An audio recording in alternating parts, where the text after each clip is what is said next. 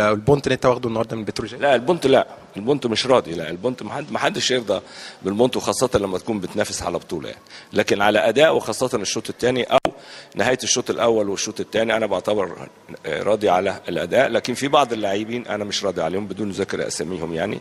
لكن في بعض اللاعبين لازم يعيدوا النظر في مستواهم، يعيدوا النظر في ادائهم في التمرين، يعيدوا النظر في حياتهم اليوميه، حاجات كتيره جدا جدا. دي بقى بكره ان شاء الله، انت عارف بيبقى يوم الاستشفاء بالنسبه للاعبين اللي لعبوا ماتش كامل، وهيبقى في كلام مع اللعيبه بكره كلها ان شاء الله. فكر حضرتك النهارده كابتن بنزول احمد حسن كراس حربه تاني مع احمد حسام ميدو؟ لا، هو ما كان احمد حسن لما نزلته ما كانش راس حربه تاني، لان نزلت احمد حسن مكان جعفر، فخليت رزاق هو اللي قدام، ويبقى في احمد حسن وشيكابالا من تحته، على اساس ان انا احاول بقدر الامكان ان انا زي ما يقولوا ايه، افك ده شويه الضغط على رزاق لوحده. فلعبت باثنين اللي هو شيكابالا واحمد حسن. على بعد كده بدات بقى استعمل الكرات الجانبيه او الكروسات باص، وخاصه من الناحيه الشمال زي ما قلت لك، لان الناحيه اليمين كانت ميته عندي، وكان صبر الرحيل ومحمد عبد الشافي. عشان كده نزلت ميدو، لان ميدو راجل بيجيد العاب الهواء بشكل كويس. نزلت ميدو عشان يشتغل جوه ال 18 ويسقط لزملاته كور، وفي نفس الوقت ميدو رجله كويسه على الجون، لو جات له فرصه يقدر يخلص الماتش يعني. هذا الاساس ان انا غيرت احمد حسن او غيرت جعفر باحمد حسن، على اساس يبقى هو وشيكابالا تحت رزاق. وبعدين حبيت انشط برضو خط الهجوم عندي، لان خلاص بقت في سيطره ميدانيه كامله من تيم الزمالك على بتروجيت كان يعني على استحياء بيبقى فيه هجمات مرتده، وهو عنده لعيبه بيجيدوا حته الهجمات المرتده بشكل كويس جدا.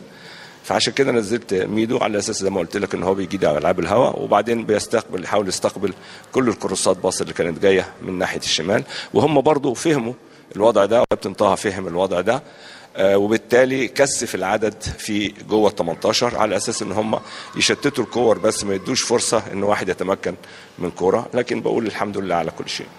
شيكابالا النهارده كان على غير مستواه النهارده، هو ده اللي اثر في اداء نادي الزمالك النهارده؟ شيكابالا لا، الشوط الثاني مش وحش شيكابالا، الشوط الثاني كويس. لكن الشوط الاول قلت لك اللاين فيرود كله ما كانش موجود، ولا كان رزاق ولا جعفر ولا شيكابالا، لان ما كانش فيه برضه مسانده من نص الملعب، او ما كانش فيه حد بيديهم الكره، لان كانت فيه مساحه وفيه فجوه كبيره بين نص الملعب وخط الهجوم. وبالتالي ما كناش خط الهجوم عندنا ما كانش ظاهر في اي حاجه غير الكور اللي جات له واللي خلص منها رزاق الجون الاول، وبعض الكرات كانت لجعفر.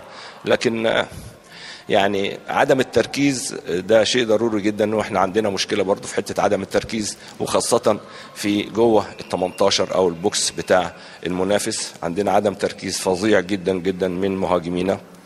فعشان كده بقول ان اللاين فيرود الشوط الاول ما كانش موجود. الشيكابالا الشوط الثاني كان يعتبر، انا بعتبر شيكابالا الشوط الثاني عمل شغل كويس جدا مع بقيه اللاعبين او بقيه الخطوط. قول يا كابتن لجمهور نادي الزمالك النهارده.